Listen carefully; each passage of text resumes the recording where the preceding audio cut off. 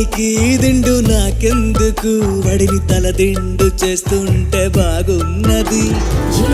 చూస్తూ ఉన్నావు నా దిక్కు నువ్వే అనిపిస్తావు ఇన్ని నాళ్ళు లేని బాగోతం బాగుంది ఈ చల్లగాలి ఉన్నా నీ బయట గాలి తగలాగుంటే ఎంత ఉక్కపోతా ఈ